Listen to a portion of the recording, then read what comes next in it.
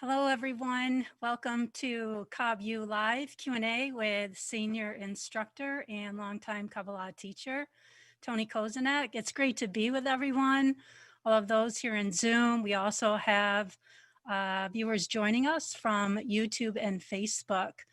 We welcome everyone to ask questions. We have a very professional, hardworking technical team that's working to collect the questions from Facebook and YouTube. So please post those there. You can post a question here, obviously, in Zoom as well. It's always great if you ask a live question with your cameras on, if possible. It just makes the whole session more dynamic, and it enables Tony to feel where you're coming from with your questions. So if you're able, it doesn't pose any issues for you, please turn your cameras on. I see the whole screen lighting up here. I think Simon led the way on that. Thank you, Simon. And great to see you, and others that have joined before. Everyone, very warm welcome to all. Also, when you post your question in the chat, make sure that you're on the drop-down area, you post it to everyone. If you post it to me personally, there's a 99% chance I'm not going to see it, and we don't want to miss your questions. Also, I see some of you making introductions already. There's Muncie from Indiana. I saw someone from LA. Please post in the chat where you're viewing from. It's always great to know how completely we're blanketing the entire globe with this intricate web of connection. So turn it over to you, Tony. Always wonderful to be together.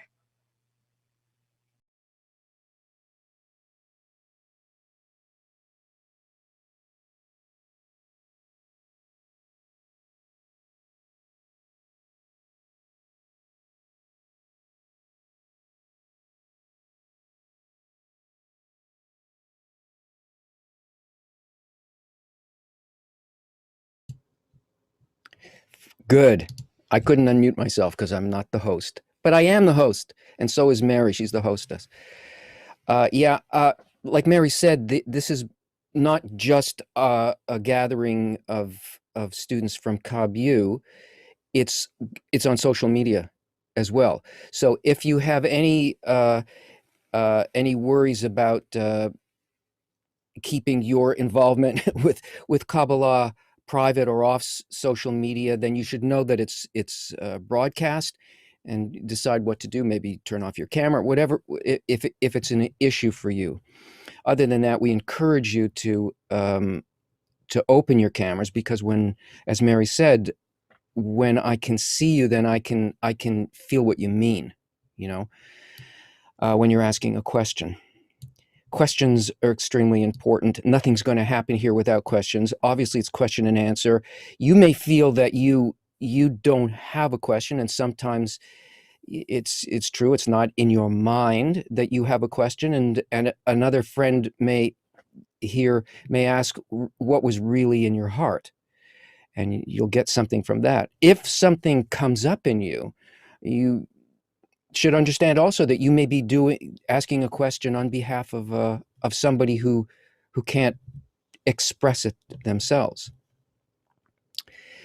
Heather says she definitely has a question. When can we begin to ask? Either place your question in the chat, or there's a thing for raising your hand, which enables us to know that you want to ask a live question. Before we get started, because you're here, and there are also people who haven't studied anything about Kabbalah, haven't looked at any of the texts, are only really dealing with what they've heard, with rumors, with assumptions, with good or faulty information about what it actually is. And there's a lot of there's a lot of misunderstanding, mostly misunderstanding about what it is. In order to understand what Kabbalah is, what its goal is, where it comes from, what it's for, why it's important, all we need to do is look at the extraordinary situation that we're in right now in the world. I've I speak about this a lot in the Q&A, but it's intensifying, and the need for people to grasp what's happening, why it's happening, and what to do is actually the thing that is intensifying. All of these feelings that we have about wanting to know how does life work, they were more abstract for us in the past. There's nothing abstract about it now. When you look at the situation of the world, you see that we can't quite understand what's going on. We feel forces at work. We see political separation, societal separation. We see a world that is actually much more connected than it ever was, and yet in the heart of it, inside of human society, there's a greater push away from each other than we've ever had. The ideas about what good is, how to reach good, are so separated that they're like night and day. And yet if you look into the heart of every person, what they really want is good. It's just the definition of good. It's also that if you try to solve any of these problems on the level that we understand the world and that we normally live in the world, you can only follow it to a certain degree, and then it goes completely off the scale, and we can't see how any particular action that we do, or we could do, or we could organize ourselves to do, or we could force on other people to do, are really going to change anything. They all go go outside of the realm of understanding and reason that we have as material individuals or as societal organizations. We just cannot solve any problem through any of the strings that we follow based on the way that we're living now. This is what Kabbalah is about. The reason we don't see any of those things, can't understand them or follow the threads, is because we don't understand what we are. We don't realize the completeness of the system that we are in and what the governing law of that system is. And all of this pressure that's being applied to us is so that we will need to ask this question with our guts, that it's not an abstract question about mysticism, or isn't it interesting how the science of all of the system of humanity and the cosmos, how does it work together? What is this great network of being? Isn't it beautiful? It's become a much more fundamental question for us. There's a governing principle behind everything, and this principle and the way to perceive it, to work with it, to live in it, that's what Kabbalah is about. That's why it seemed mystical before. That's why it seems as though it's hidden, but it's not hidden. It was waiting for a moment like this in which we are locked together in a kind of, and everything that we do is there's life and death consequences to the smallest actions, and right down to our intention of why we're doing what we're doing. Who are we doing this thing for? Kabbalah explains, first of all, the complete interrelatedness of everything in our lives. It defines who you are. And there is no sort of you to this who we are. There is only who we are, what we are. We are that system. We don't understand our actual identity because our identity is the entire system. And this is what's at odds now. This is why the pandemic is something that is not affecting just some corner of the world. It is affecting everybody. And the solution to all of this is to understand the principle on which life works, to learn it, to reveal it, not just in our material reason, But above that, in the place where we're actually all connected, we need to get access to the place that we're connected. And from that connection with each other, which is only made out of a concern for each other, an intention, we can move to the center of that, which is the law that governs the entire system. That's what Kabbalah talks about. That's what it's always talked about. But there were no ears to hear it until it became a question of life and death for us, something real and tangible. So let's start with your questions. Let's see how we can relate it to the real guts of what we're up against in our lives. And Mary, let's go. Okay, thank you, Tony. The questions are pouring in. It's unbelievable. I haven't seen anything like this before. And Andras, your question, your hand was up as soon as the broadcast opened, so you're first up.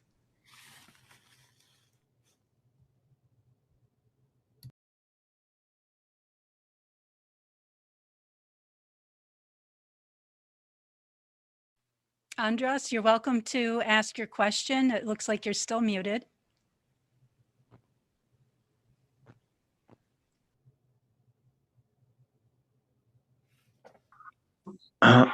It looks like I have a technical problem here. No, you're there. I So can I hear will you pass. now. I will pass for the moment.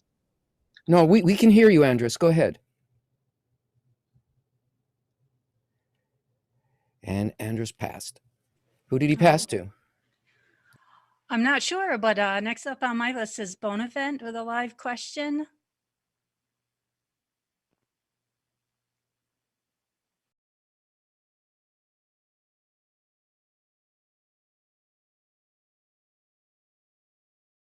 I want to ask our technical staff, who has the host control?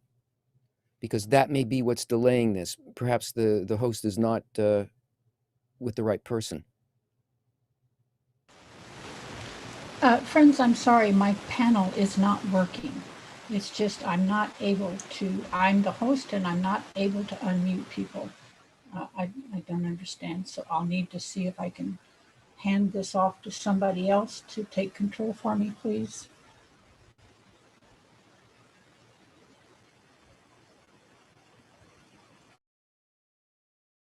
Let me try it, Melody. Pass it to Yelena. If we have a written question, let's go to that while they're working to fix this. Okay, we do have a question in from Facebook by Paul Fletcher. Can thought through imagination or the subconscious create our reality? Again, can thought through imagination or the subconscious create our reality? That you've mixed a bunch of complex things together here. Certainly, our desires, the intention behind our desires, not so much thought, but for whom, shapes our reality. The problem is that it is an unconscious action. It's like forces unleashed in a dream, and you just don't know which way it's going to go. Is it going to turn out well, according to what? And anything could happen. It's before our ability to take responsibility for the shaping of reality, and that is what we're here to learn. Those things always have an effect, but they always affect things, but they're minor effects. What type of thought and intention that really affects reality and our perception of reality is the collective one. What we do in close connection with other people, our concern for the whole group that we're involved with is what determines a good reality for all. So we don't want it just to shape reality. We want it to shape it for good. And good is always defined by greater and greater connection for the well-being of those connected.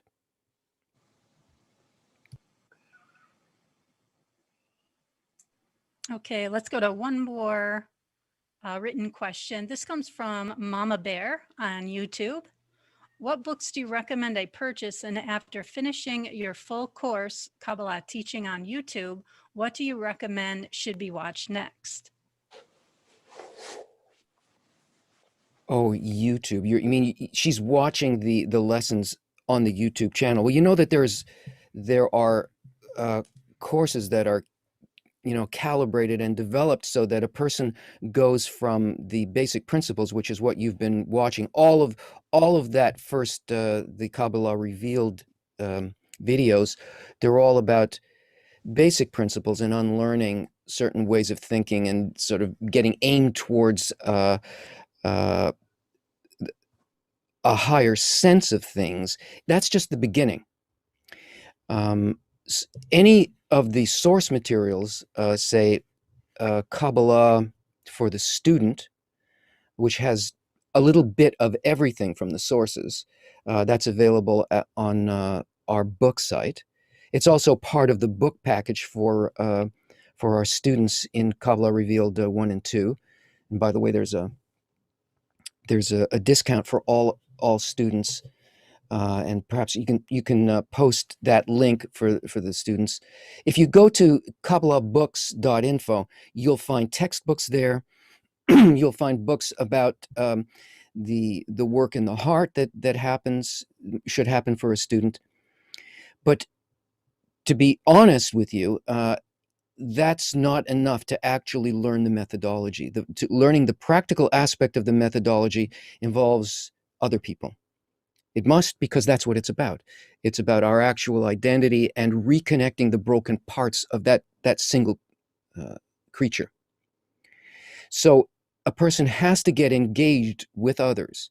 And that's what our courses are about. They take a person from the perception of self as individual and the relative darkness that we experience from that.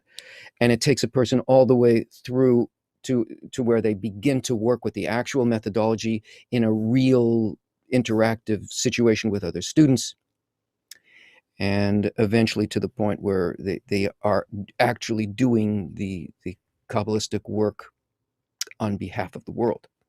So take a look at those books. Think about studying and check out our online courses that are, actual semesters, and it's like an online university. Mary?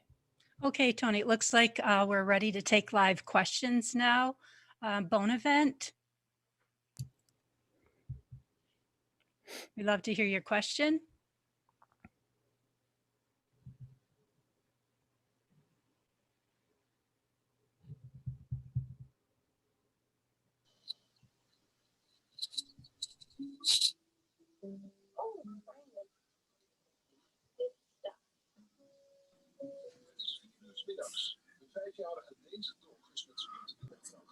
So do we still have the same technical problem, or is it solved? The technical problem is solved. I'm not sure about the background. He says he Noise. can't unmute his mic. Okay.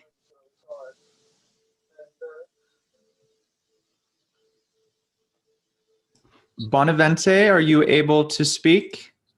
It looks like you should be unmuted.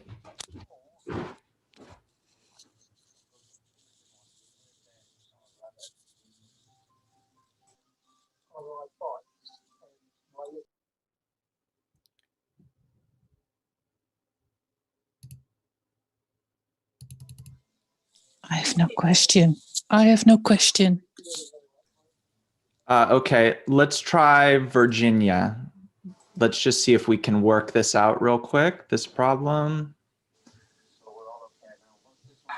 It was a mistake of mine. I don't have a question. All right, let's try Michael. Let's try Michael. Did you have a question, Michael? Yeah, I think so. Great. Awesome. Thanks.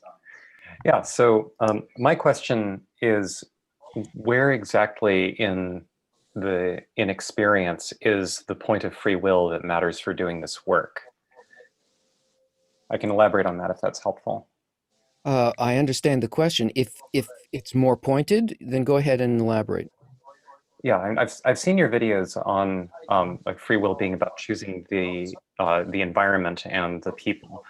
The puzzle that I have is when I look at that, I'm under the impression that I don't have free will to choose my environment. There are restrictions on that. I'm not totally restricted, but I don't have free choice about that. So I'm struck with, well, like in each moment, like sometimes I want a banana, or I'm interacting with my partner and thoughts come to mind. And it feels like like I'm missing the precision about exactly where the choice actually is. Most of it is happening to me, not by me. Yes, that's actually correct. And the process, say, in the choosing of an environment, but I'm going to talk about something else as well. The choosing of an environment, the Kabbalists say that the Creator takes our hand, puts it on the good fortune, and says, take.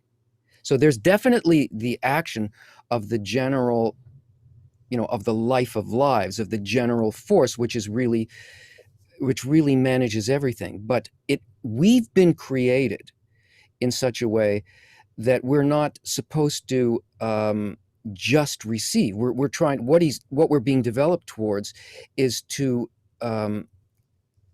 consciously choose the truth. That is, there's a matter of agreement in everything, and also, Kabbalah's not speaking about. You'll get confused if you try to understand free will in the way that, say, philosophers try to understand it. This is specifically a question in relation to the path that's laid out by nature in terms of the goal that it wants to take us to. In other words, what the Creator wants to give to us, He cannot give to us if we have no need for it. And our need is represented by our agreement with what the truth is. The truth always is what it is, regardless of what we think we are choosing. But we are given the ability to agree or not agree with it. That is, to be on its level or not on its level. And in other words, we have to get out of the way. We have to become transparent and allow the action of the light to complete from its source towards which is carrying good. That's what light is. It's good towards the creature.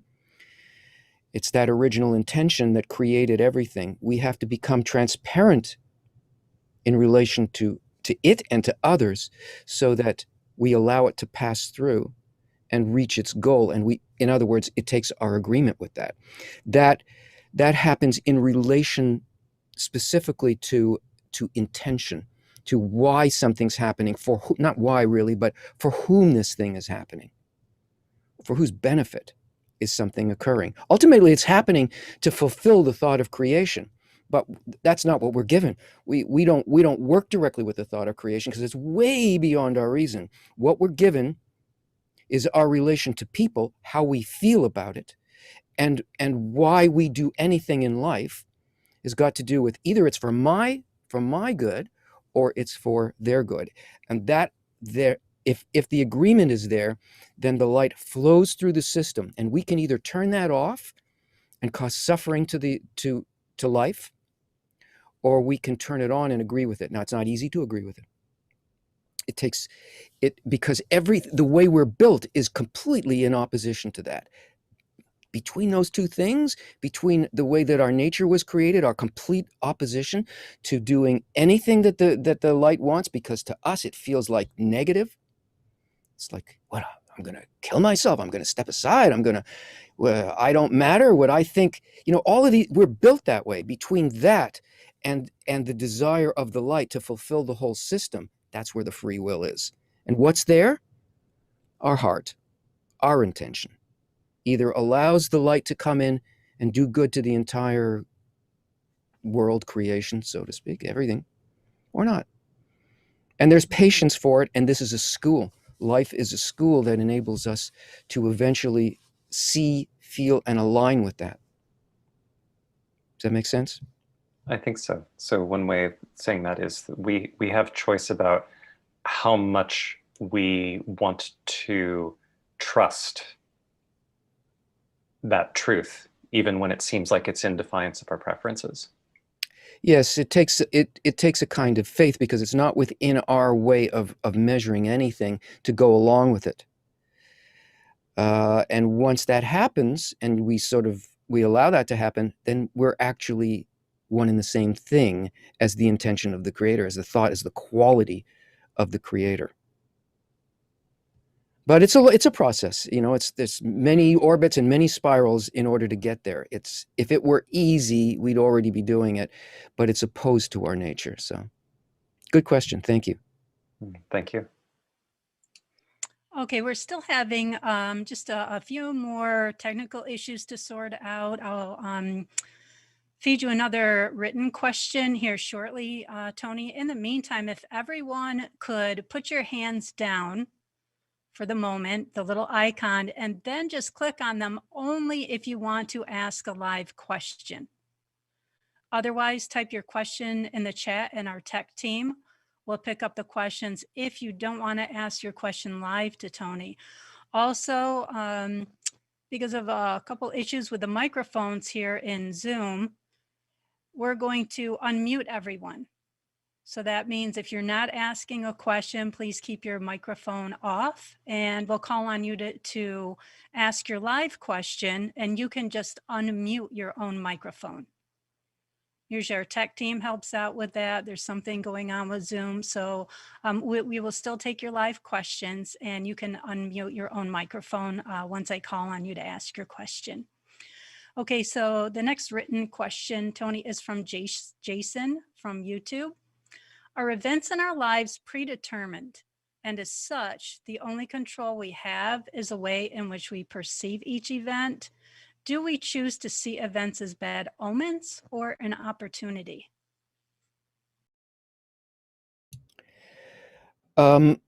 Yes, everything is determined because there's a force of development. The only real evolution is what you would call the spiritual evolution. That is the events that occur for us, that evolve us, are aimed at a specific end outcome. And our particular character, you know, the way in which we separate from the whole, determines the kind of responses and lessons necessary from nature. That is, situations that get us to desire in a better direction, in a better direction, in a better direction, begin to desire the thing and the place and the condition, the state that nature wants to take us to. So, and we are all one being that's shattered into all of these little squares, only billions of them. And it's not a number. That's the intensity of the shattering that the one soul received. It didn't receive it as any kind of a punishment.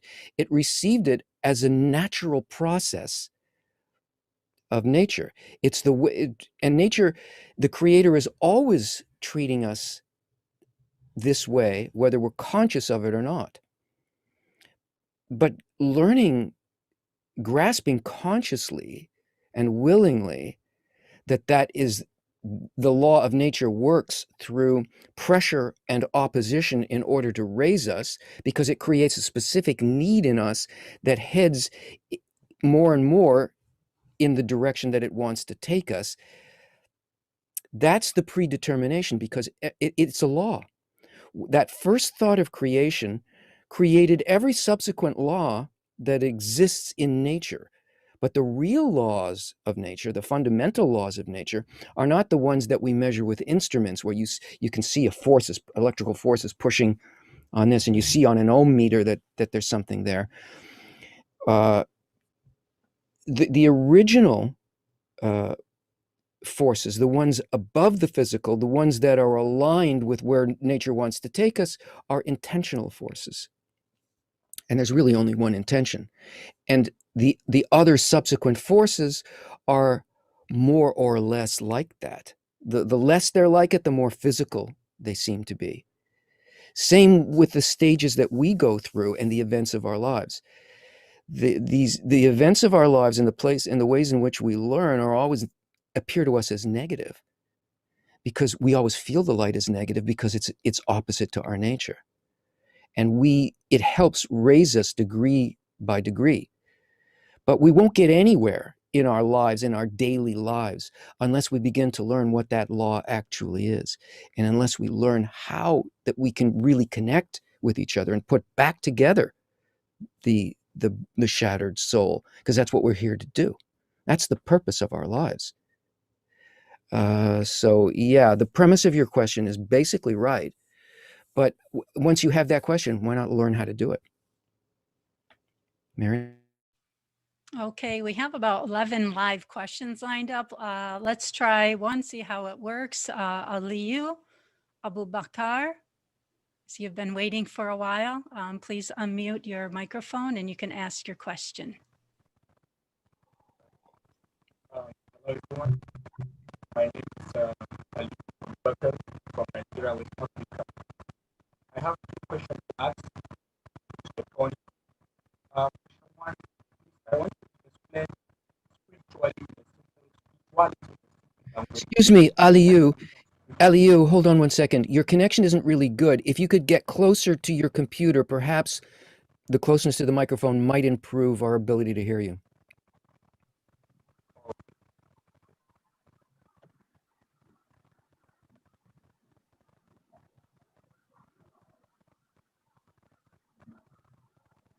Turn off the camera.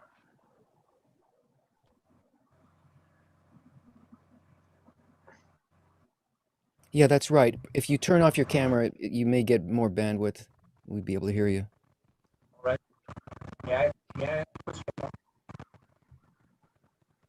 Yeah, it's not much better. Okay. All right. Okay. My first question is that please, can you explain the meaning of spirituality in a simple language? Can I explain what in a simple language? Quality. Quality. Great. That's Quality. quantity and quality. Yes. Quality. Okay, so what I think you asked is, can I explain in simple language the difference between quality and quantity? You can turn your camera. What I'm saying is that spirituality, spirit, from the word spirit, spirituality. Okay, I'm sorry. I think you're saying spirituality, but I can't. Yeah, can you please type it out? Yeah. Sorry. I am sorry. Look at how much desire we now have to be able to hear everybody. Yeah. You know, we need to connect to each other. The lack of ability to do it is painful. And it's not just because it's like screwing up this event. It's not. The event is about creating the desire for this connection and for the right reason.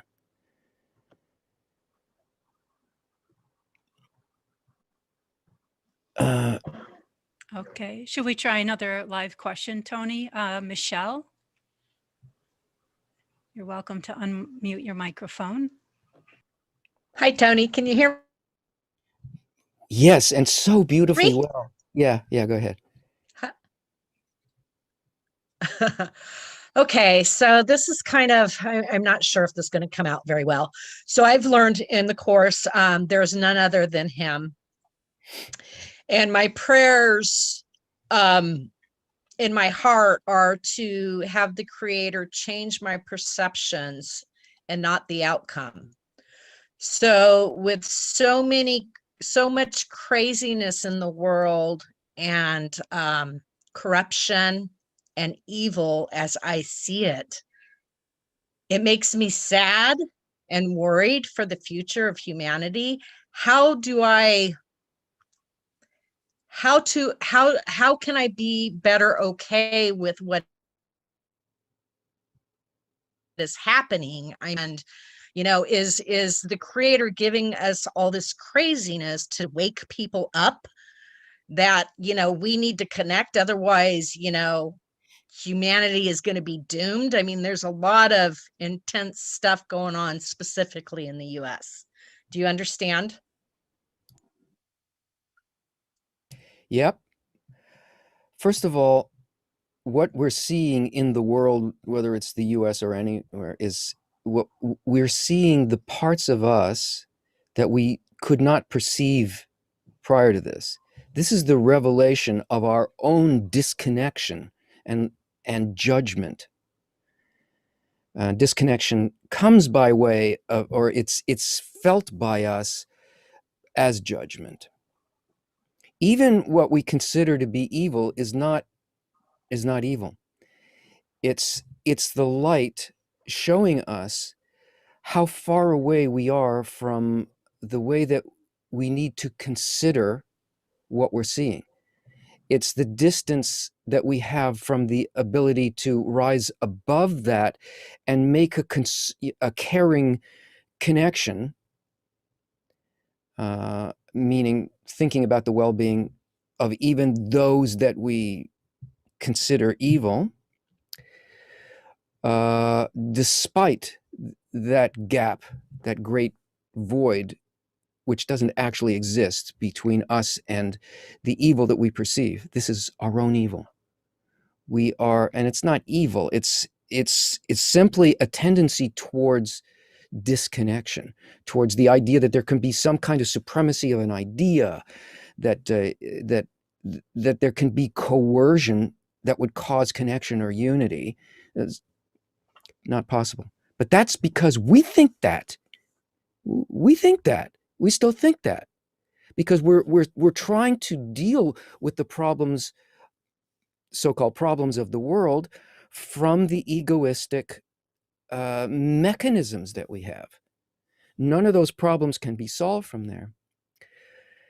Our function, I mean, when a person comes to here to learn consciously, what we're doing is we're saying, okay, I want to serve this this love that bridges that gap, and we begin to have a very particular role. We become the conduit, the connection between the initial intention of the creator, of the law of nature, that initial thought of creation, to create a creature and to do good to all of it unboundedly. And we become the channel for that, not because we're smart and we know what to do. We certainly don't know what to do, because the reason that would put the kind of reason and the kind of intention that would put the whole world together as a good human network doesn't exist in our intelligence. It exists above our intelligence. We then come to study to agree to make up a channel, a conduit by which we allow, we stop judging others. We make a connection just with the people who are in front of us, because the creator hides in the people who you're working with. You have no access to the creator at all except through relation to these people, because you have to do it first in a simulation with people who share the same goal, whether they understand it or not. If you're here, you got this goal. If you leave, well, maybe you'll forget it, but you won't totally forget it. If you continue, you will continue to the place where you'll realize this. All of you will realize it. You'll become transparent, a transparent channel allowing the light to work and fix the world. There's no other way to fix the world except by keeping the law of nature itself. And the law of nature is counterintuitive to the ego. It's to love your friend as yourself, so that we actually feel, experience, and want to experience others as the self. The evil that we supposedly see in the world are our own qualities made manifest outside of ourselves, because inside ourselves we will never say that it's like that. But what are we? We are a shattered creature, a single shattered creature, and our healing has got to do with the connections between us. The connections between us are controlled by the law of nature, which is to love your friend as yourself. If we even want to do that, everything starts to rearrange because there's nothing more powerful than that intention. That intention created everything. Nothing can stand against it. And we shouldn't stand against it either. Don't worry about what you see in the world. Continue to learn to love others as yourself, and everything will take care of itself, because we'll be the last plug against, we're the only part of nature that opposes this, and we're responsible for the rest of the world because it's all part of us. So if we do this, there's nothing more to do, nothing better to do, and nothing more powerful. Okay, Tony, before we go to the next live question, I caught out of the corner of my eye, Alihu typed in the chat a message to me personally. Please don't anyone else try that. I'm almost assuredly going to miss it, but I just happened to catch his question. So good move, Alihu. Very good. Here's Alihu's question. He was trying to ask live before. What is the meaning of spirituality in simple language?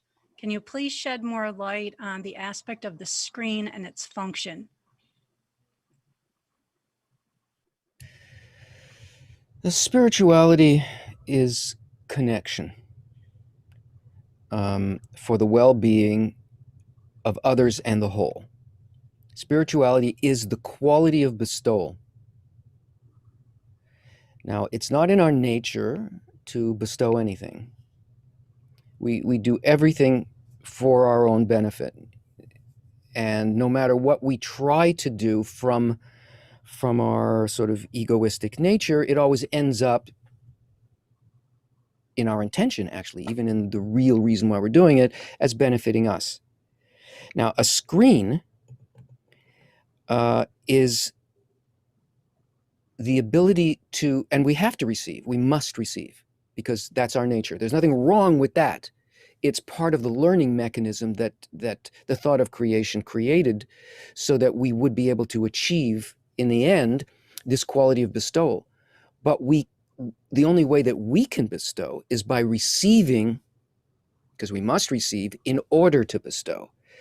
And that ability to receive only in order to fulfill your friend, receive on their behalf so you can pass something on, or to make them happy. The example of that is in the story of the guest and the host, where your friend invites you to a meal, sets the table with everything that you would just snarf in a second, and they went to this extent because they get joy out of seeing you be happy. And that's the same attitude as the Creator has towards us, as the law of nature. That's the attitude of the law of nature. Everything giving to us so that we'll be happy.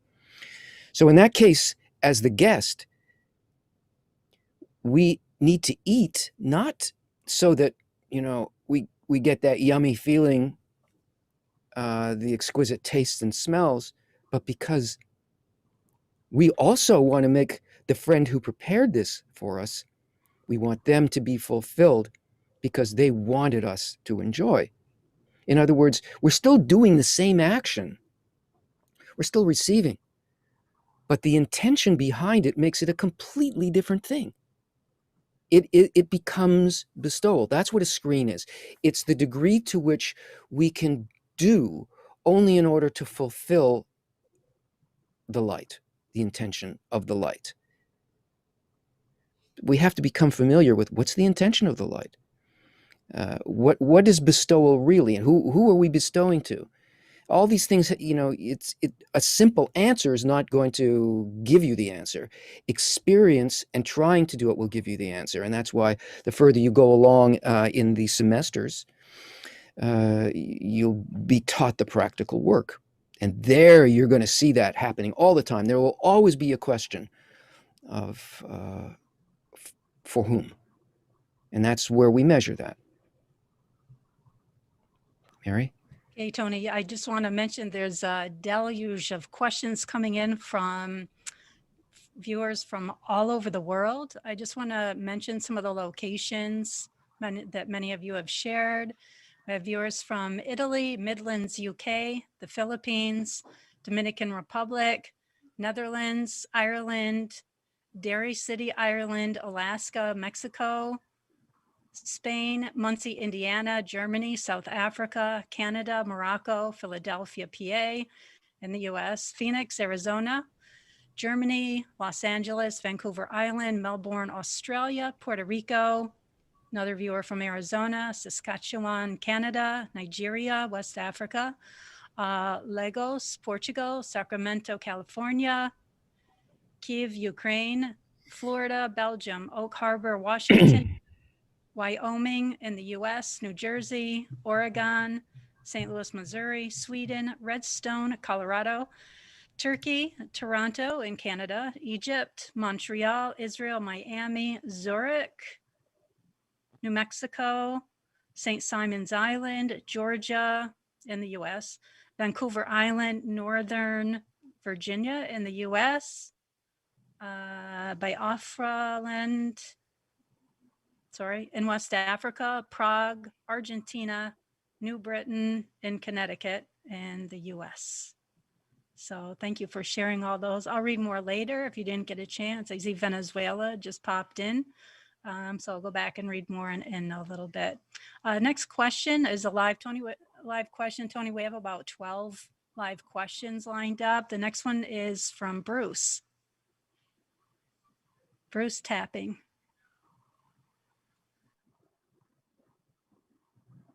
You can unmute. Okay, go ahead. Can you hear me now? Yep, can hear you. Super. Tony, I want to touch on something you mentioned earlier. You said that, yes, desires do create reality to a certain extent, but the collective is the stronger force. The collective meaning, I believe, for the greater good. I didn't quite understand that. And that's part A of my question. Could you expand on that? And then secondly, how do we cope with the helplessness of, if we do need to be a collective force, how many people actually know Kabu in the world? How do we, how's it going to be a scenario where 8 billion people are all connected and understanding the same or thinking the same way? That's the bit I can't get my head around. I can't see that ever happening. Neither can I, because that's not how it works. It's you that has to change. It's just you. People don't have to have the same ideas. They're supposed to have different ideas. That's the way that nature works. We're supposed to be varied and as different as possible, and yet attain a connection that rises over that and still connects everything, because that's what the force of nature is doing. And it only takes, because it's intentional, it takes nothing but the intention. It is the most powerful force, and it's a quality, not a quantity. If the quality is reached, then the force is active, and it always fulfills the law of nature, because that is the only force in action. Everything else is our illusion and our idea that the force isn't acting that way. Everything else is just a personal resistance to that fact. Our alignment with your alignment with it, let's say, my alignment with it, because everything is pointed this way. I'm the one under correction. There's everything else is corrected. The system is perfect, except for my intention. Once I get out of the way, things heal. What was the first part of the question? I didn't quite catch it. I think the first question asked tonight was by a gentleman who asked, does desire create reality? And you answered yes, but the collective is a stronger force. Could you expand on that, please? The conscious and connected means that that things, what we're trying to learn here is not the random effects on reality, but the conscious effects that make our lives what they actually are, that reveals what is actually there. We don't really create anything. That's why the different states that we talk about are states of revelation. That is how much of reality can dress inside of our heart and mind. so that we want and direct our desire in the same way that nature does. And it does it through connecting opposite things and always for greater and greater meta connection of a system until we are the same thought, heart, and mind as the thought of creation. So there's actually no such thing as an individual. So the kinds of effects that a person's desire has basically screw up their lives because they keep, reinforcing the walls between us and other people. If our desire is about the connection with other people, then it breaks down those walls. It makes our desire align with the actual law and takes us out of its absolute resistance to us and our resistance to it.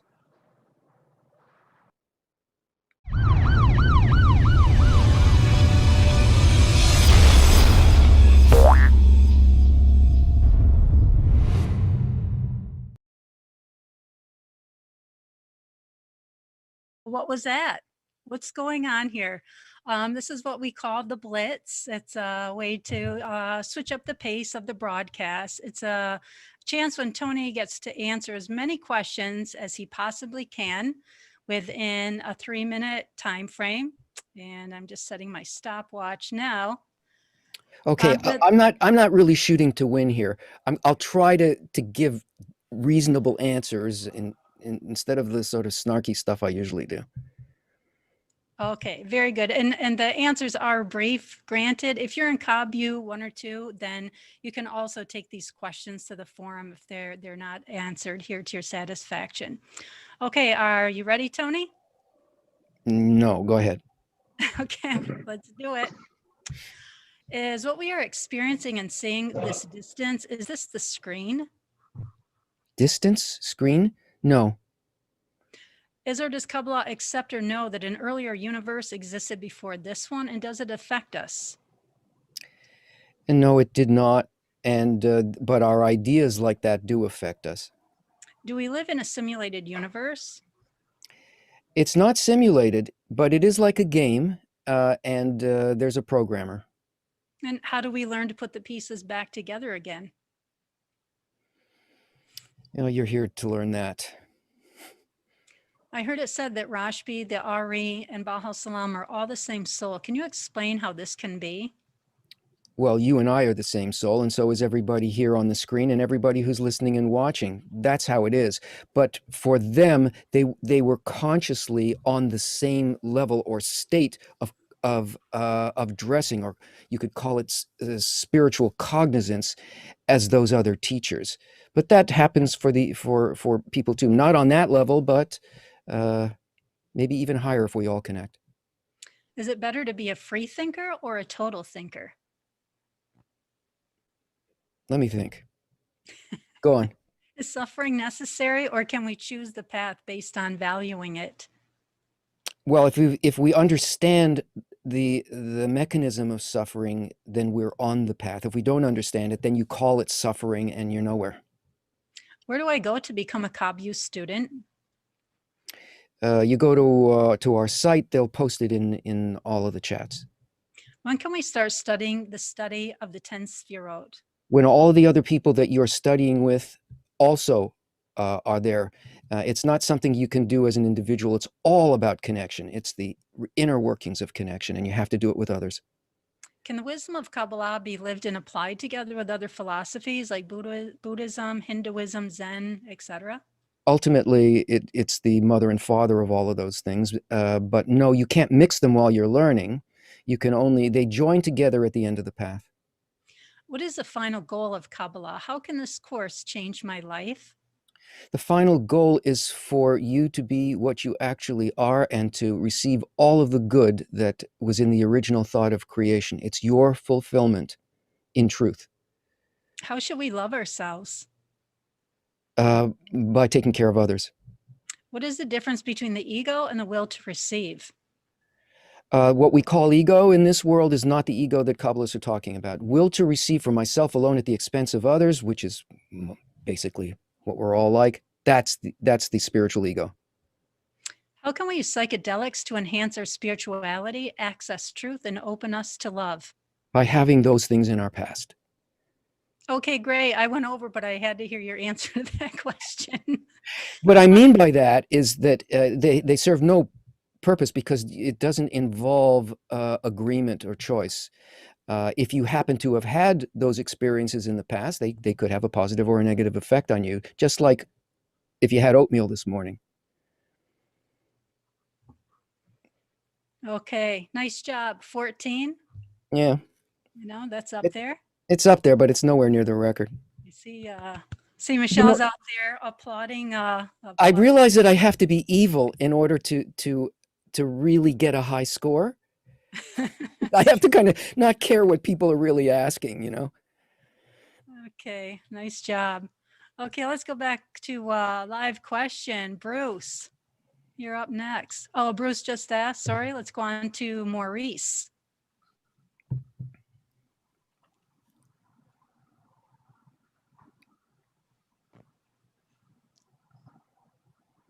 Maurice, did you still want to ask your question? Just unmute your microphone.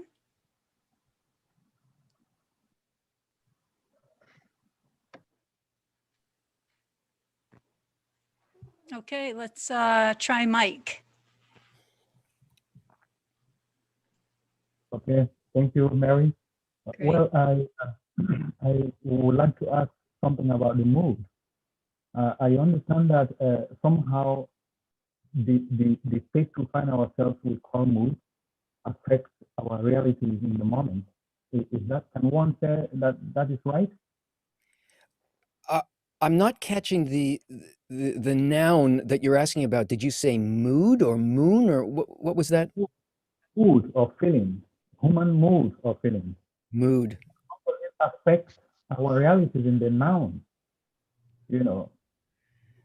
Yeah. Mood is a byproduct of desire. And it's like, you know, it's like the weather that surrounds, you know, that's over a certain geographical region. Clouds roll in, rain falls, wind blows, but that's not the cause of anything. That's the result of other forces. The primary forces, emotional or moods, come from the intention behind our desires, what we're aiming at, like what it is that we truly, truly want, and where we're aiming that. The mood that we have comes from that compared to what nature really wants us to be doing at any given moment. Those are the forces that are creating the mood. The mood does not create anything else. But once we do that, because we're doing it unconsciously, we become subject. We sort of believe, and this happens to everybody, not just to you, Mike. We believe that our emotions are forming our actions, and we think we're taking actions based on these already byproducts of something much deeper.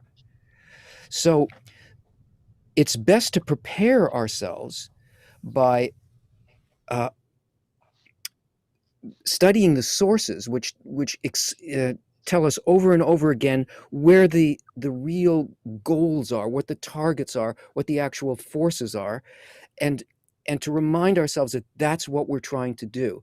And like everybody will throw up moods, our desires, and their opposition, their difference from nature, will constantly create unhappiness, happiness, you know, by fulfilling our ego and all of those things. But what we need to learn is to go deeper into the real force inside of us, where we have any kind of a handle on the type of action that we'll take.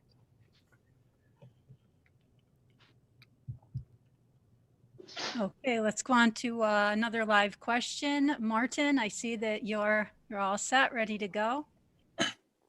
Yes, thank you. Can you hear me okay? Yeah. Okay. I asked the question about the other philosophies, Zen, Hinduism, Buddhism, and all that.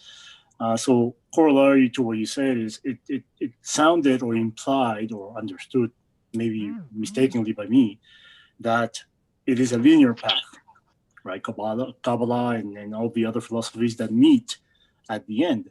But I don't, all these philosophies really transcend time and space. Therefore, the concept of linearity doesn't really apply. And as I go on the path of Kabbalah, can I still use teachings from the other philosophies? Okay. Kabbalah is not a philosophy. Kabbalah is a methodology, a kind of direct technology that replicates the laws of nature and the way in which they function within the human and within human society, which is society doesn't actually exist. It's just how human cognizance relates to the law of nature.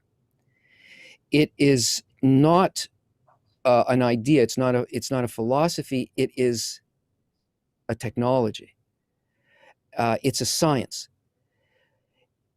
and it's one that takes us out of our normal reason and connects us to the reason of the forces of nature themselves. Now, that's spirituality, because the attainment of the, say, thought behind the law of nature is one of pure quality.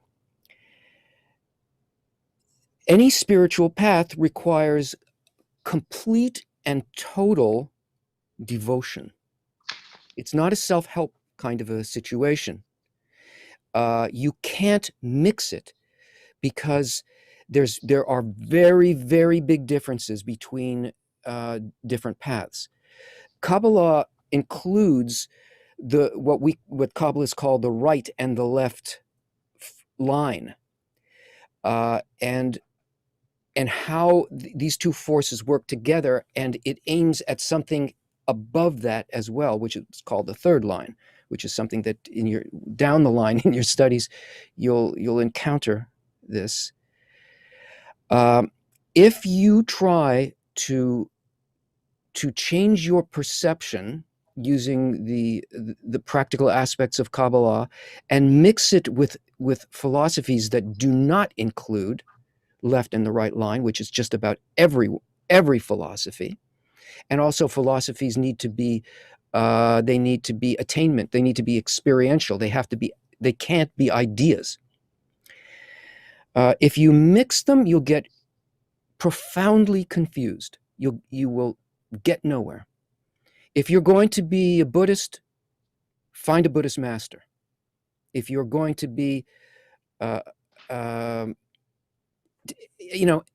pick it. You have to give yourself 100% to that path. The reason I said that they meet at the end is that because Kabbalah talks about the entire scope of the laws of nature, not just a particular path to feel some part of it. So it's just a reason that even egoistic reason that eventually it touches everything, because it starts with everything and it's aimed at everything. To say more than that without attainment on your part, you need like more experience. Then all of this becomes like, well, yeah, of course it's like that. But I mean, just if you want to be a great doctor, you got to hang out with doctors. You got to think about it all the time. The rest of it's a complete. If you want to be a great musician, you have to practice 6 hours a day. If you want to love people that for their benefit, then it takes a lot of practice and not mixing it with ideas, but with need. It has to be a need.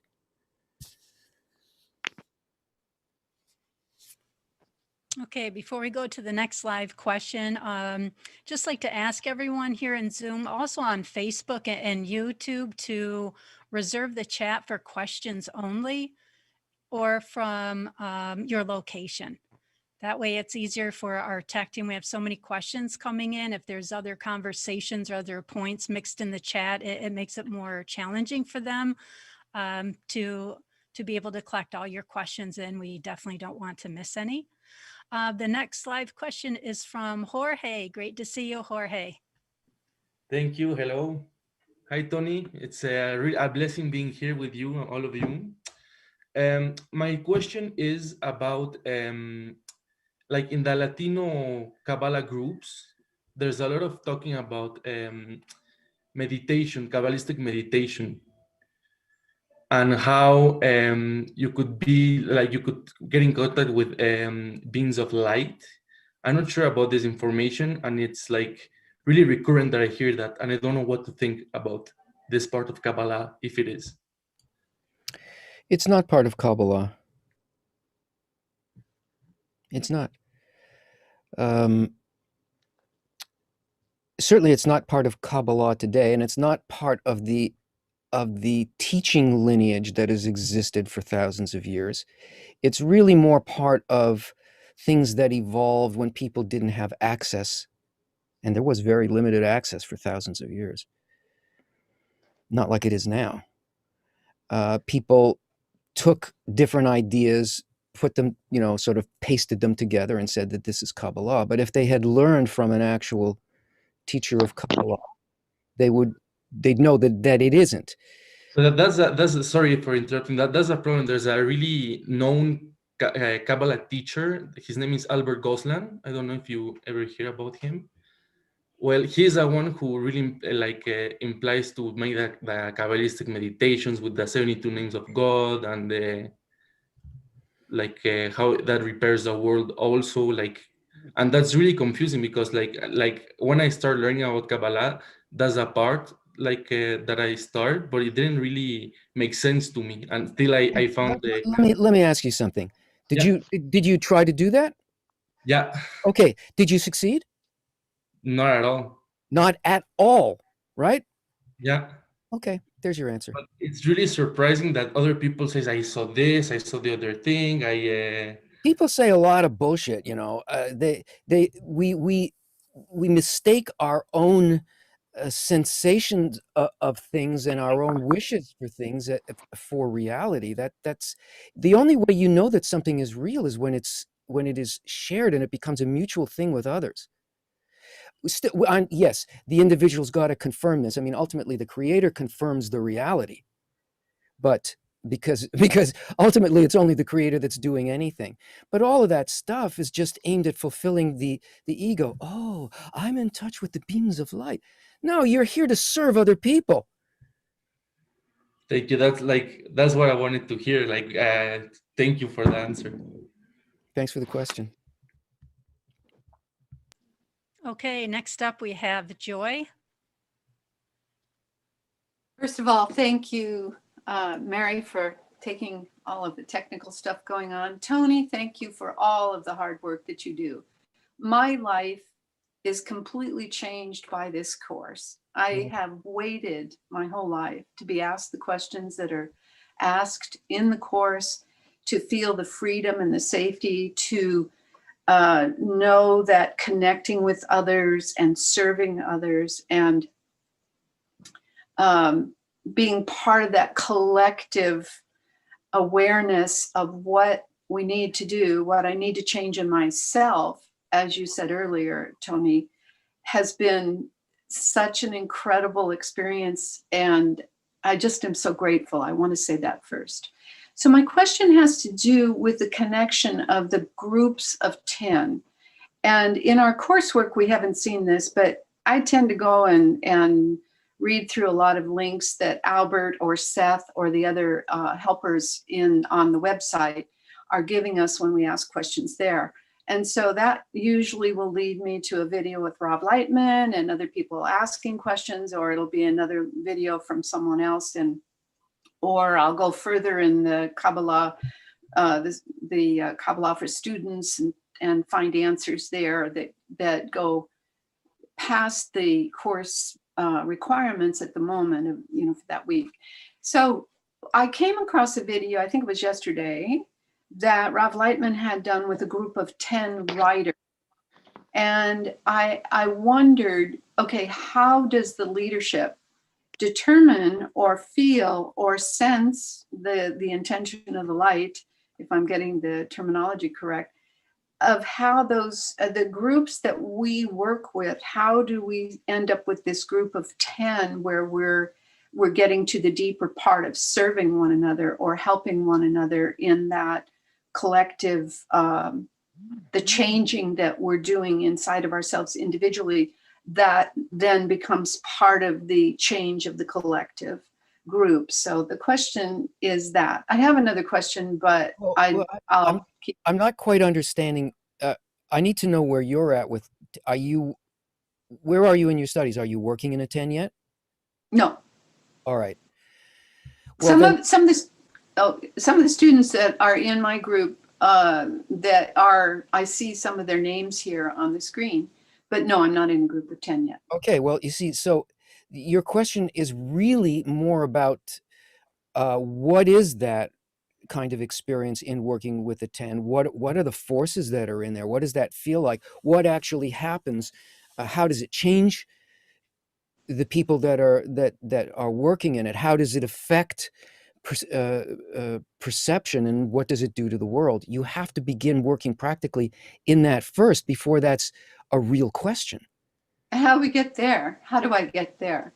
You hang on, put your hand on the rail, and keep going in the semesters of KABU, because you're going to be taught. You're going to be put into that situation, taught how to do that work, and you will be doing that work. And if you like it and you stay with it, if it becomes important to you, you'll eventually go on to become an advanced student, an actual Kabbalist, and it'll become much clearer to you how that happens. I mean, I can't say that there can be an answer to that question either, because we're at a concrete answer coming from me that came from what you're calling leadership. There isn't really leadership. There is a teacher, and then there's all of us. We're all equal, you included. Yeah. And, I get that. But what we're at a stage in humanity, and even in how Kabbalah is responding, how the science is playing out, how we're actually discovering that the right way to use it, that we're into territory no one has ever been in before. Right. There has never been this number of people understanding the goal, wanting to work together, and aimed at that target. The closest that there ever was the so-called 24,000 students of Rabbi Akiva around the time of the destruction of the temple. This is way beyond that. Yeah, So it's amazing. the answer to the question is not one that I can give you. We're discovering it, but we're doing it, but only according to what we receive from the sages and from the teachers, and we're going to discover that together. Okay, so then I have a follow-up question with that in terms of the number 10. As I was beginning to see the Sephiroth and all of that, and then the fractal kind of approach to the Sephiroth and how there's Sephiroths within Sephiroths and within Sephiroths. I'm a composer and a writer, and so a song began to come to me called 10 times 10 times 10. And so part of my yearning here is to connect with other musicians who are hungering for, who are drawn to, who are pulled by the magnet of I call it the magnetic force of the light. I'm going to cut you off, not because I'm not enjoying your question, but because I want to be able to bring other people in there. Are you asking how can you connect with other musicians who want to do this? Yes. Okay. Who are already doing it? Yes. Yeah. Well, you need to understand more fully, first of all, how the work relates to music, and what the music is for, and how a person should be engaged in it in order to do it for the benefit of other people, and who are these other people, and all of that. So just like the answer to the other question, there's a collection of very skilled musicians that are part of this, and when you're baked, when the birthday cake is done, comes out of the oven, and you're working in further down the line, you're going to become connected to them, and you're going to do that work if that's what you want. But at this point, you'll just create stuff that will go in the wrong direction.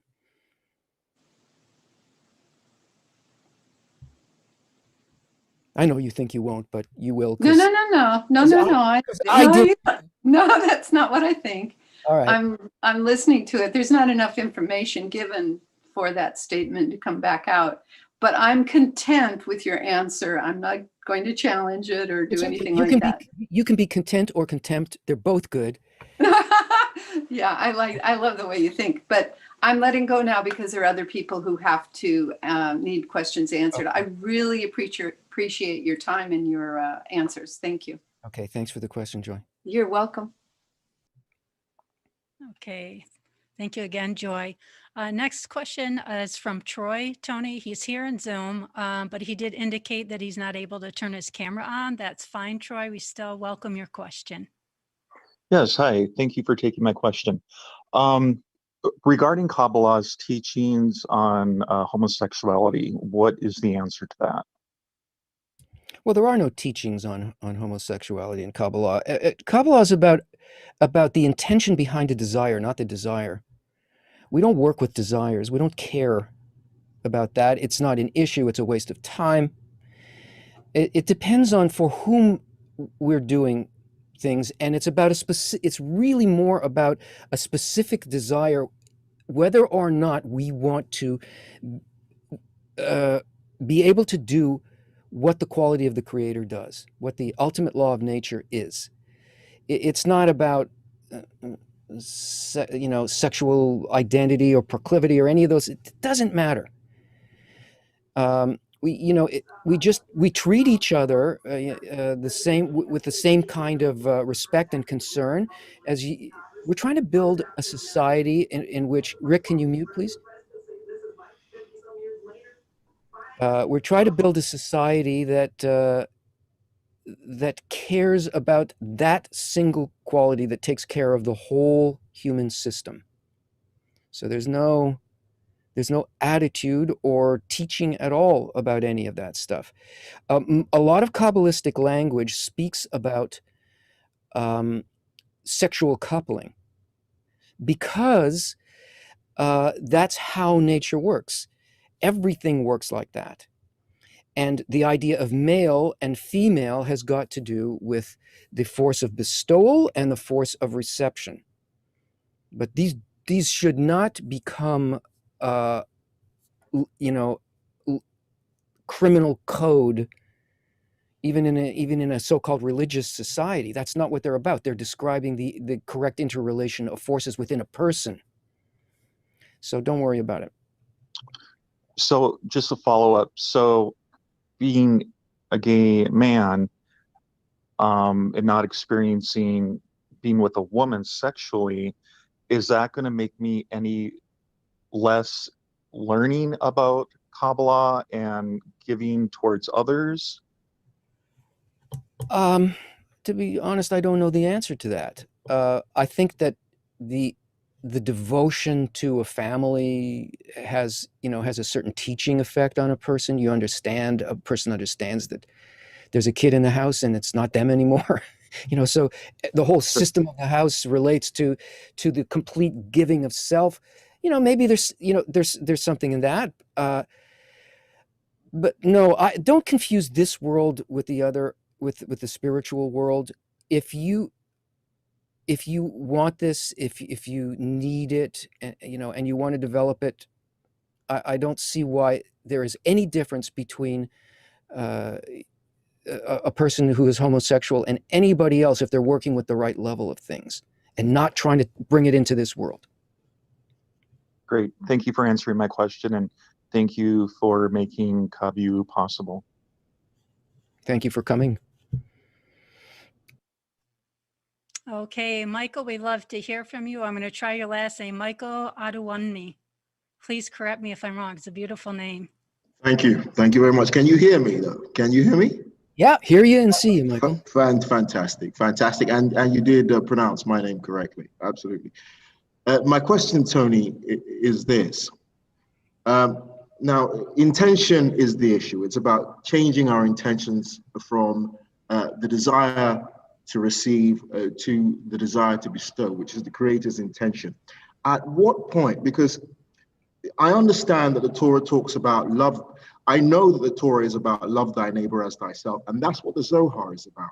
At what point does that intention, at what point do you feel that love?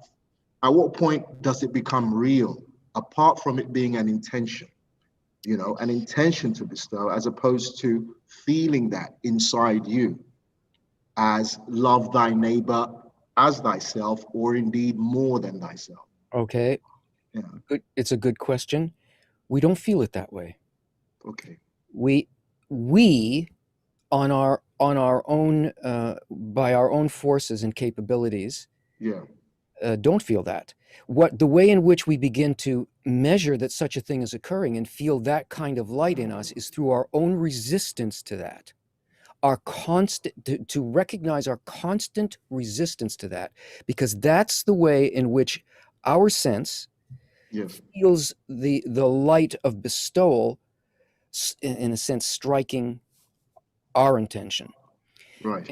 And what we need to do is to bridge, is to ask. It creates a need in us. We ask for the upper force to dress in us. We get out of the way ultimately and allow its action to work on us. We have to be constantly working to reach that with other people, with a specific, within a 10 actually, and in order to constantly feel this. We don't like to feel this resistance, our inability. It's not about our heart, the human heart, going, yeah, I can do it, and now I love you, and I'm reaching out and I feel filled with it. No, it's about going above that and making a connection despite that. That is love, not the thing that we feel in our egoistic heart. That thing will never love others. It's a component of the mechanism of love, which has to have the light, the resistance to the light, and eventually the bridging of that regardless of it. That's not inside the ego. That love doesn't exist inside the ego. But we have to be in a configuration with others to learn this, so that the light can enter, and it doesn't enter us individually. It enters. It enters the 10. It enters the collective. It becomes the mind and the connective force of that group, and eventually, really, the world, if you let it in.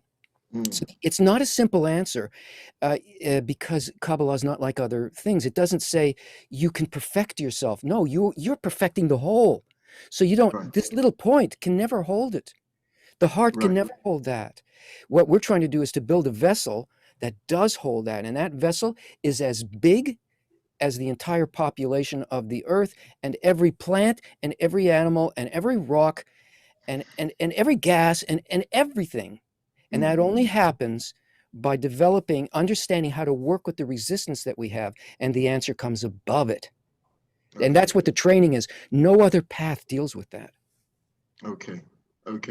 And so just to add to this, and so it's a case more of examining why you're doing something, why your intention all the time. Is that the way that you move forward? It's having, first of all, it's having the connection important enough to us that we are. It's so important that we're constantly trying to reach it, and therefore constantly feeling our inability to reach it by our own force. Right.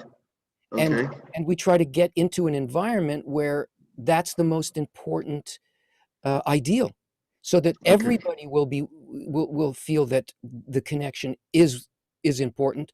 Everybody will realize there is a resistance. Everybody will rise above the resistance and above the differences. It's it's like engaging with more and more of the totality. Okay. Makes sense. Thank you. Now I worry because it made sense. No, don't worry. It clarifies things, really. Thank you. Okay, Francois, mon ami, before we take your question, I just wanted to mention a few more locations because viewers took time to put them in the chat. We have viewers from Denmark, Norway, Minneapolis, Minnesota, and Colombia, in addition to all the others that I mentioned before. So now we'd love to hear your question, Francois.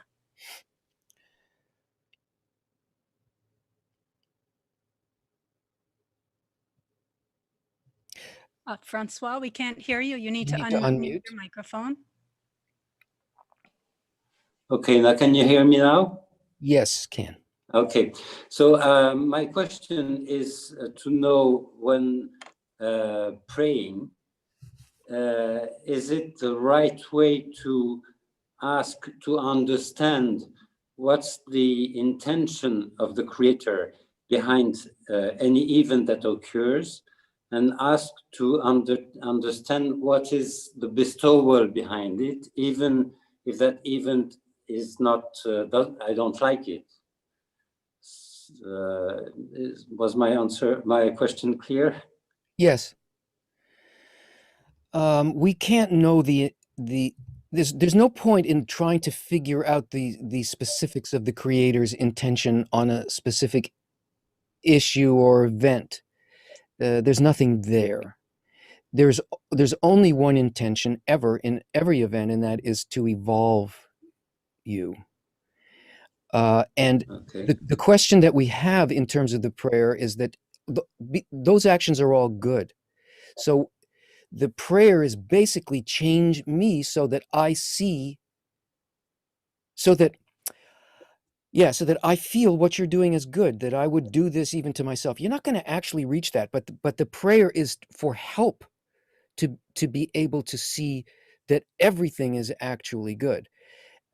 Really, real prayer happens in the struggle when we're trying to, when we realize that we can't do that. It's like that first prayer, oh, let me see. That's not the real prayer. It's the prayer that comes when you realize even after that you can't do it. Then something happens inside of us that is a complete despair of our own ability, that cries out from the heart and says without words, help. That one is a prayer, and the prayer revolves. Remember, that's like at the beginning, but prayer revolves when it starts to involve other people and becomes richer and richer. Mary, okay, Francois? Yeah, okay, thank you for your answer. You're welcome. I see that there are some, we're really close to the end, and there's a bunch of questions that people asked who weren't able to turn on their camera. Are we going to deal with some of those? I have a handful still left of live questions. We're going to continue right up till 2:30 with the questions. We have a couple more minutes. And I see Essian Ita has been waiting for some time. I'm not sure about other questions from students with their cameras up, but Essian Ita, please go ahead. Hey, good afternoon, everyone. How are you, Tony? Good. So I have a question. Can you please explain the importance or relationship between love thy neighbor as thyself, the fueling of the point in the heart, the collective soul, Adam Harishon, and that we have a choice of consciously choosing the environment that we're influenced by at every point in time? I believe they are all important, but and somehow it relates to the concept of not for myself. But I just need some more clarity on that, if that's possible. Well, I don't know how clear I can be in drawing lines that relate them all together. That's the whole wisdom. But it comes down to the desire to live our life on behalf of others, that others are the way in which we interact with the Creator. So it's actually a pretty simple process. You need to want to be with others. You need to develop a desire to be with others in order to serve them, which we don't have that desire. We're asking to develop that because in the end, that kind of connection with others, and that's how you measure all of it. How connected, how much do I care? How much do these bonds mean to me? Is our relationship with the ultimate force of nature, with the Creator. And all of that, all of this great, vast aspects of reality come down to a single intention: to connect in order to see self-benefit as the benefit of the integral system, which includes all people. And the work is no more than developing, asking for, sort of feeling the desire or the lack of desire to do that. And that's where the free will is, because it goes against nature. So you have to ignite it all the time. You have to inspire others to do that, and they have to ignite you, and you have to ignite them. And it's not something that will come naturally. It has to be stoked all the time. It's a simple process, but we would rather complicate it with our reason. And that's how Kabbalah attracts people who have the point in the heart. First, it attracts them through their reason mostly. And it's a feeling that, oh, I sort of understand this. Maybe and I can manage all of this till I get to a point where, now I know where the controls are. It all comes down to a very simple thing in the heart, because that's where the greatest force is. And we have to work directly with that force. We only have access to the force through a specific kind of intention that happens between people, and not between ourselves and an idea. I don't know if I can do better than that, Nessian. Oh, it's fine. It's fine. It's good. Thank you very much. Appreciate it.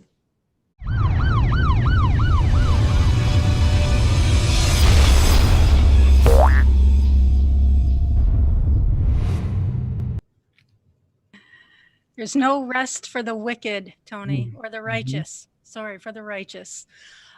Just before we go to the Blitz, I just want to mention an apology from the entire CobU team. There were so many questions today, live questions, written questions coming from all of the channels and the chats, that we simply couldn't get to them all. So if you are in CobU Revealed 1 or 2, you can take these questions to the forum there. And the rest of you, please come back and for the next live CobU Q&A. We do have a few announcements after this split, so please stay tuned if you're able. All set, Tony? Last round. Okay. Here we go. Is Kabbalah about giving up resistance, a bit like the Tao from Chinese thought? Well, nature's like that. Are we all living a Plato's cave allegory, or are we just living the effects of Zhang Zhu's butterfly dream? I believe that only Kabbalah can or will answer these points. I believe we're living a DC comic. Does Kabbalah believe in chance, and does it contain mystical symbols? No, the Hebrew language represents states. You could call it that. If dark matter attracts and dark energy repels, don't you think we are stuck in a loop of Big Bang and singularity, and you've done this live stream 1,000,000 times? Oh, then I could stop now. If politicians are puppets and everything is from the Creator, why does Dr. Lightman make political commentary? He doesn't. He's talking about the forces behind the politics in the human network. What does Kabbalah say about what happens when we die? It says stuff, but you can't hear it because you're dead. There's no real death, and it's all a cumulative process until we reach the goal of creation. It won't let us go until it fulfills us. What is the degree of self-love needed to love the other? None. Are there other spiritual teachings that are in line with Kabbalah? Everything's in line with Kabbalah, because Kabbalah is about the law of nature. It doesn't mean we suggest that you go on some other path, though. Is there a part that is not already done by the Creator? No. From the Creator's point of view, we're all totally complete, but from our point of view, we're not, so we suffer. Is the pain and suffering the separation from God? Yes. Is the Kabbalistic concept of reincarnation present in the Jewish scriptures? Kabbalistically, yes. Judaism's a religion. That's a different level. What is life like after Kabbalistic attainment? I don't know. I think it's like Florida. How do we best perform Kabbalistic work in the world? By working with others for the same purpose. Is thought for extending healing to others regardless, reward, or void of any attachments attainable? It is attainable. How does one read books on Kabbalah and really understand and apply it? You can't understand it. It's all about the connection with people. It's something that you eventually feel as the actual experience and resistance that you're going through. It explains to you the path through it. Is the study of Kabbalah enough to attain new vessels? No, you need other people to attain new vessels. If we connect with the Creator more and more, is it then easier to connect with other people as well? It doesn't work that way. You have to connect to other people in order to feel the Creator between you. If interacting with other Kabbalists is the second step, how does a serious student begin to interact with other Kabbalists? By continuing in Kabu. Oh, you know what? I went over if anyone else was timing me. 17. Not bad. Beautiful. Not bad. Pictures. Yeah, that was fun. Okay, let me bring up the announcements. And sorry, the answer to your earlier question, Tony, we did get to the one student who was off camera. I had to scroll several screens to be able to determine that. So if you want to participate in the course tuition or simply support the spreading of the wisdom of Kabbalah, you can do so on our Pay What You Wish page. If you're in Kabbalah Revealed 1 or 2, you can get your course book packages with a 20% discount, and you can check the links in the chat on all channels. Again, we're very sorry we didn't get to all of the questions today, and I'd like to give a huge shout out to our tech team. They were working like crazy behind the scenes to get all the tech difficulties sorted out. They work like crazy behind the scenes every Q&A and elsewhere. So thank you so much to the whole team, and thank you all for being here. It's always a pleasure. Thanks, Mary. Thanks, Tony. Thanks, friends. Together we go, light awakens our soul. The sparkle of flashes, ego is turning to ashes. In lessons with friends, we discover his hand. No lies on the path, I promise I'll cover your back. When we pray for our connection, we can hear his call. We are following one goal, we are ready to go. When we step into the light, about reason so high, together we can fly above the sky. साथ साथ है मेरे सीखा प्यार का मतलब है एकदम एक ही मैं दिखा के ये खुदा. साथ साथ है मेरे सीखा प्यार का मतलब है एकदम एक ही मैं दिखा के ये खुदा.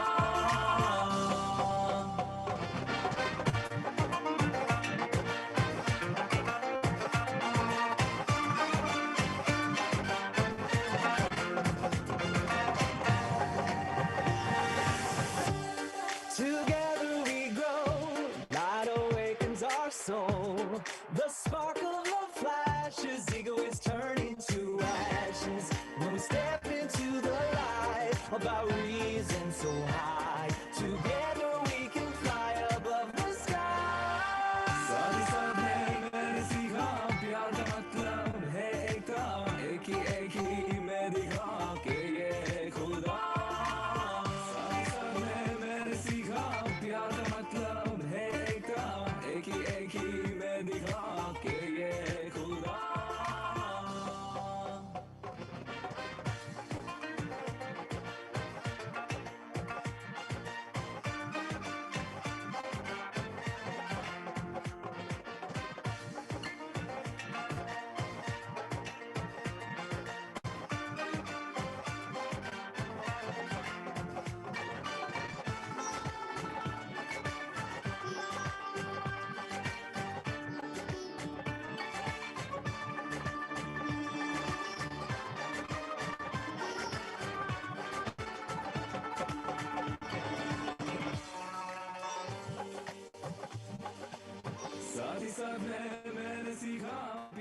मतलब है एक ही एक